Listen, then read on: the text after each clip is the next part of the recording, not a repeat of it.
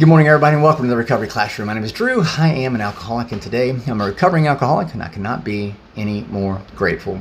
Before I came back into the rooms of Alcoholics Anonymous, before I came back in the rooms of recovery, I remember I tried to quit on my own many times. I would get drunk, I would humiliate myself, embarrass my family, embarrass myself, and I would tell myself, look, you're going to have to buckle down, you're going to have to exercise some discipline, and you're going to stop drinking.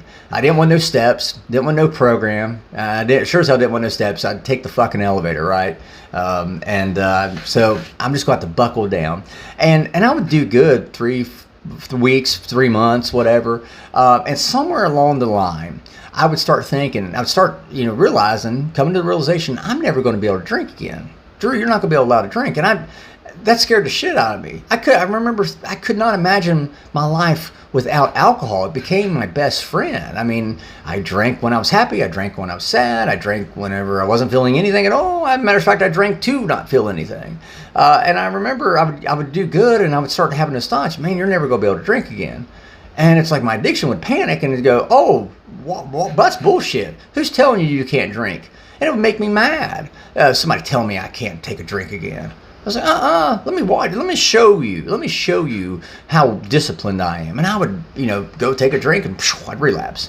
And after every relapse, man, it would get harder and harder to recover from every relapse. And finally, as the big book says, my alcoholism beat me into a state of reasonableness, to where I was like, you know what, maybe the elevator needs to be broken. Maybe I do need to take the steps this time, right? And when I started working a program of action known as Alcoholics Anonymous, I realized a key factor there is, I had it backwards. I had it ass backwards. I can take a drink today. Absolutely. I can go to the liquor store right now and buy a bottle of whiskey and drink that son of a bitch. The difference is today, I don't want to. And see, that's the change. That's the change that happened whenever I started working my program. Before I couldn't imagine my life without alcohol. Now, hell, I don't even want to think about it with alcohol. I don't even want to think about it, right? Don't get me wrong. My life is not perfect.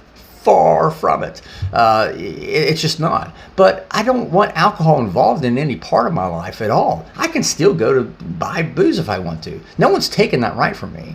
And you may be on the fence right now thinking, well, God, I'm never going to be able to drink again. You may be having that internal dialogue, and your addiction's going to interject. Your addiction's going to interrupt that internal conversation you're having with yourself and tell you, wait a minute, what do you mean you can't drink or drug anymore? No, you're better than that. Here, we'll show them. And again, you'll get even deeper and deeper and further.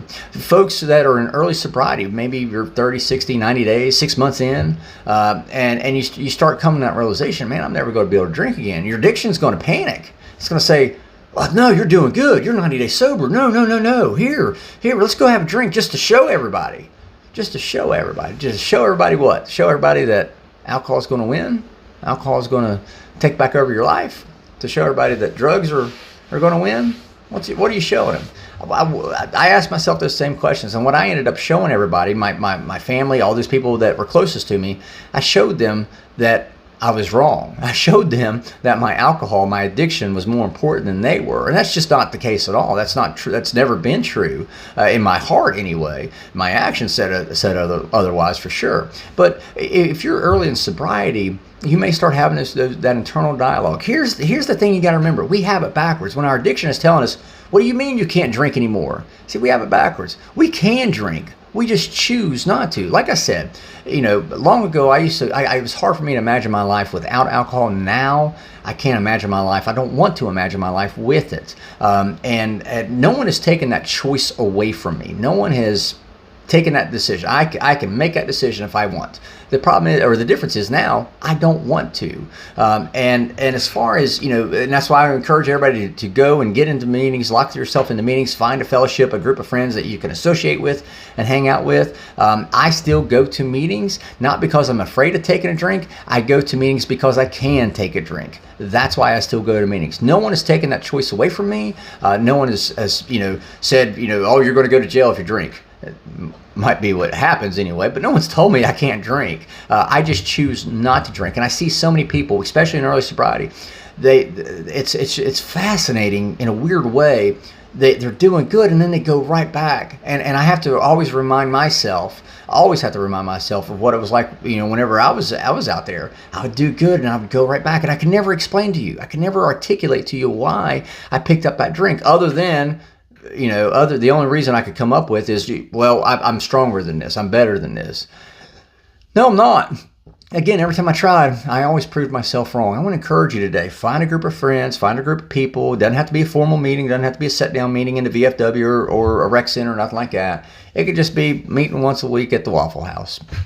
It could be anywhere. You meeting at your house. Find a group of people that you can start fellowshipping with, and you can start talking to, and you can start having that internal dialogue, not only in your own head, but you can start sharing that same dialogue with others who it might help them as well. But remember this, our addiction is out to get us back into that madness. Our addiction, without you, your addiction will die. And so it's going to do everything it can. It's going to lie to you. It's going to spin things around. It's going to tell you falsehoods like, hey, what do you mean you can't? You could take a drink. No. You're doing good. You're doing good. Don't fall victim to it anymore. Don't do what I did and believe the lie. I can take a drink today. I just choose not to. So with that being said, I'll let you guys go. Thank you guys for letting me come in and share 5 to 10 minutes of your day with you. You guys absolutely keep me sober, and I could not be any more appreciative. If there's a topic you'd like to hear discussed, feel free to drop it into an email to me, Drew, D-R-E-W, at recoveryclassroom.org. I'll take a look at it. We'll see what we can do. We'll be talking again soon, guys. Remember, you can't get drunk if you don't take that first drink.